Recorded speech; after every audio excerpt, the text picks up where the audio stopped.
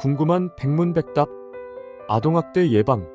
첫 번째, 아동학대 예방을 위한 노력.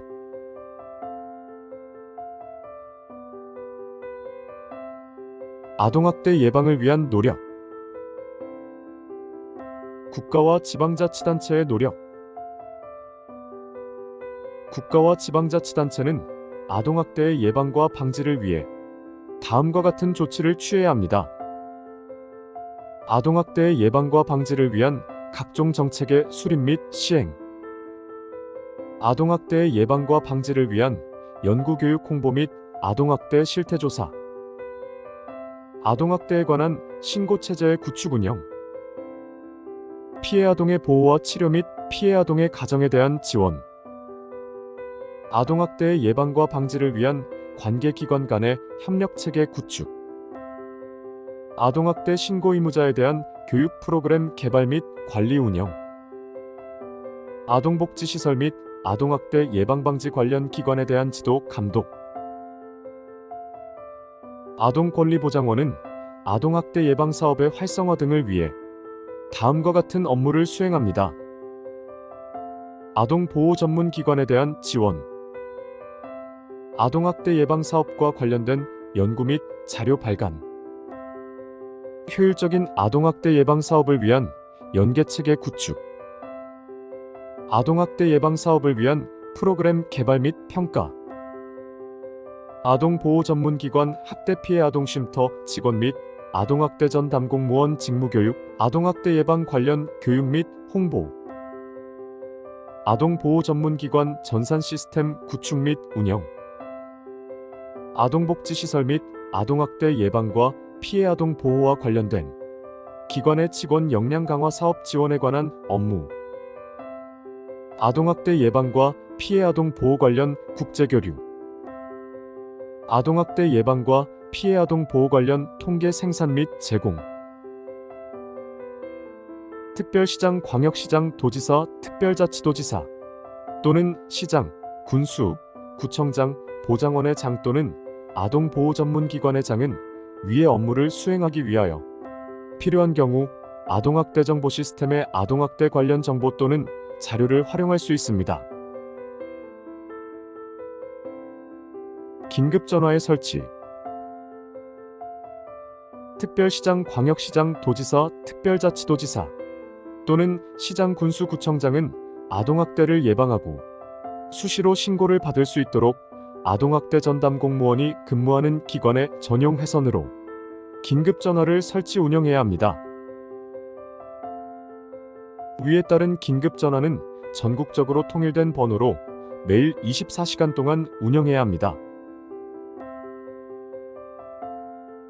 아동학대 예방의 날 지정. 국가와 지방자치단체는 아동의 건강한 성장을 도모하고 범국민적으로 아동학대의 예방과 방지에 관한 관심을 높이기 위해 매년 11월 19일을 아동학대 예방의 날로 지정합니다. 국가와 지방자치단체는 아동학대 예방의 날부터 일주일 동안을 아동학대 예방 주간으로 하여 그 취지에 맞는 행사와 홍보를 실시하도록 노력해야 합니다.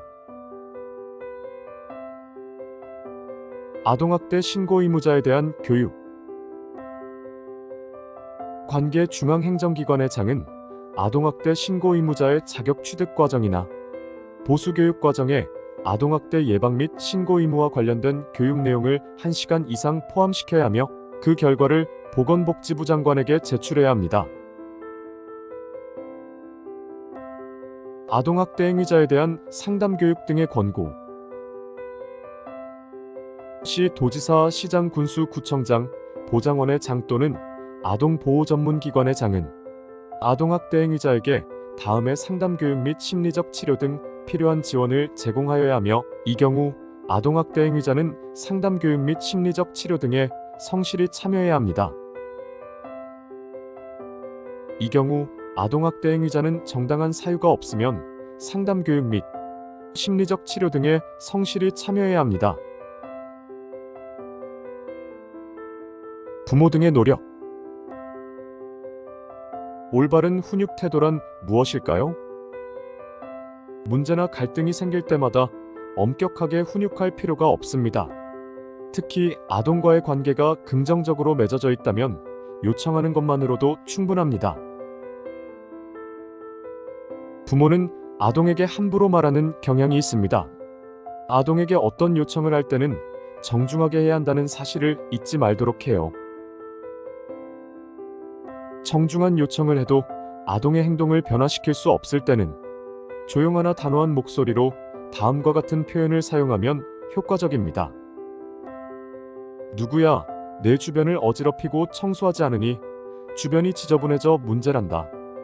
다른 사람들이 지저분한 환경으로 인해 불쾌하고 다른 사람들이 너를 대신해서 치워야 하니 시간도 걸리고 피곤하기 때문이야.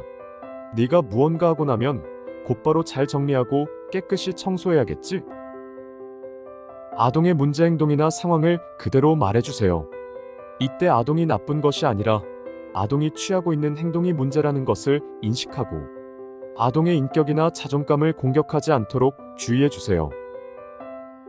언성을 높이지 않되 문제 행동이나 상황에 대해서 당신이 심각하게 느끼고 있다는 것을 말해주세요. 화가 났다라는 표현보다는 속이 상했다 또는 걱정된다, 피곤하다 등의 표현을 사용해 아동이 위협감을 느끼지 않도록 해주세요. 이유를 설명해주세요. 즉, 아동이 취한 행동이 수업이나 당신의 일 등을 어떻게 방해하고 있는지를 뭐뭐하기 때문이야 라는 말을 사용해 설명해주세요. 아동에게 원하는 바를 구체적으로 설명해주는 것이 필요합니다. 체벌의 가장 좋은 대안은 무엇일까요? 1. 바라는 행동과 지침들을 명확하게 세워주세요. 이때 아동이 성취할 수 있는 것인지 아동의 자존감을 떨어뜨리지는 않을지 살펴보세요. 2.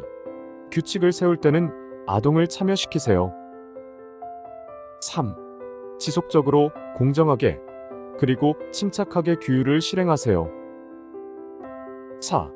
수업이든 아동활동 프로그램이든 아동 모두가 참여하고 성취할 수 있는 실질적인 기회를 주세요. 5. 지속적으로 아동을 모니터링하세요.